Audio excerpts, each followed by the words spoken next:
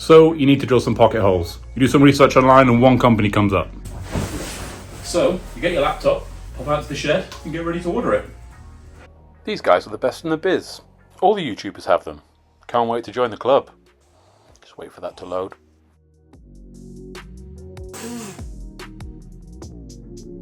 Plastic?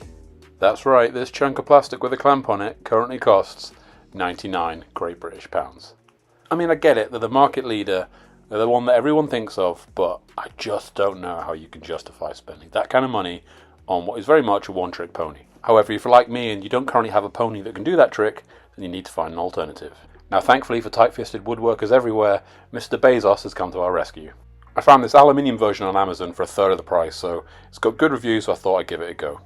I paid my own money for this, don't know anything about the company, but I thought there must be people similar to me who can't justify spending £99 on a piece of plastic, so let's see what we think. So here it is, box has arrived. Looks like the company's called Vevor, never heard of them.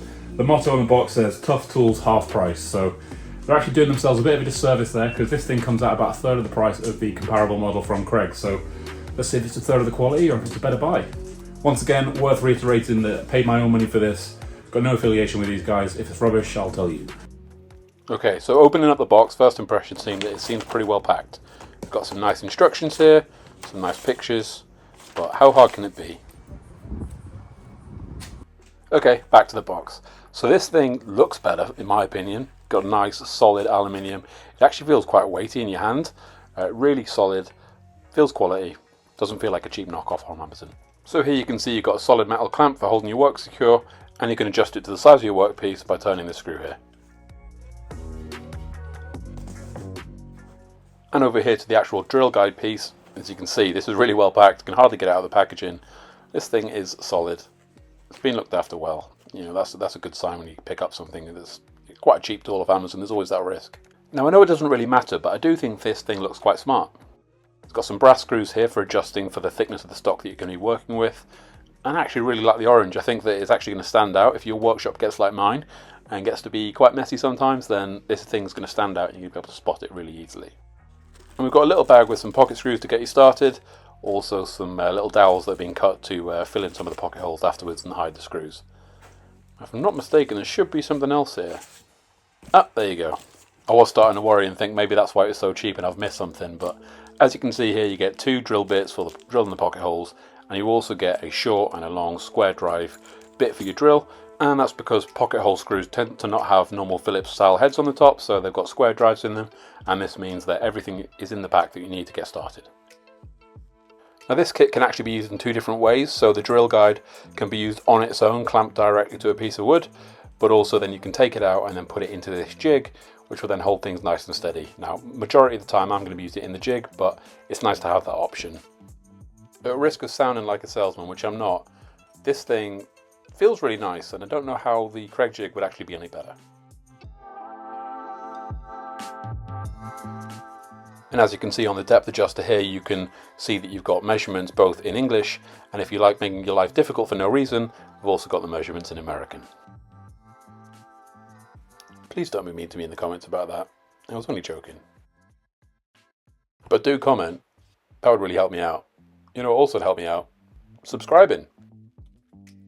Okay, so let's get this thing tested out. Now, the reason I bought this is for a workbench build that I'm working on. And the first thing I need to do is to use this on some 2-inch stock. Now, when actually measured up, this thing doesn't really accommodate up to 2-inch stock. So what I'm going to do is just set this thing to the maximum and then use that and see what happens. Nothing like a nice easy first test of maxing out the capacity. Now this is the first bit of compromise that I've noticed with this tool when compared to the Kreg Jig. Now it's not 65 quid's worth of compromise, but what you need to do is you need to set the depth of the drill bit so you don't blast all the way through the piece that you're working on. So to do that on the Kreg Jig, it has a little guide and you can set the drill bit in there and then set the collar on it. All I'm going to do is put the drill in, pull it back a few millimeters from the base, and then put the collar on and tighten it up. So we're using that as our depth guide. The result is exactly the same, we're just eyeballing it as opposed to having a dedicated groove for setting your depth stop. So we've set the depth on our drill bit, we've clamped the wood in, now it's just time to drill some holes and see what happens. Now imagine if you watch people using Kreg Jig before online, then this will look very familiar. The only difference here is this isn't blue and I've got 65 quid burning a hole in my back pocket.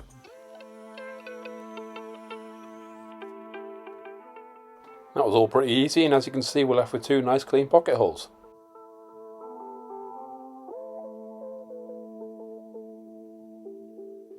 Now we just need to add some screws, and as I said, you've got this square drive bit that comes with it, which goes into your drill and matches the square drive pocket hole screws that come in the kit. As I mentioned earlier, this is going to be for some stretches for this workbench that I'm working on. Now if you want to see that, then I've got a playlist that I'll link to the end of this video. It's a pretty fun build and I'm really happy with how it's worked out, so please do check it out. And as you've noticed, I'm helping this joint out just with a bit of glue. This thing's going to take quite a lot of force as I'm planing stuff on the top, so I just want to make sure I'm taking all precautions, so this thing is going to have pocket holes and glue together. Now pocket holes can move around at the best of times, especially when you've got a load of glue in there, so I like to use this 90-degree clamp which holds the pocket holes in place, giving you both hands free so you can screw things in. This is really beneficial. Once again, I got this on Amazon as cheap as I could find. I'll put a link to this at the end of the video as well, so you can check out both the jig and the clamp as well.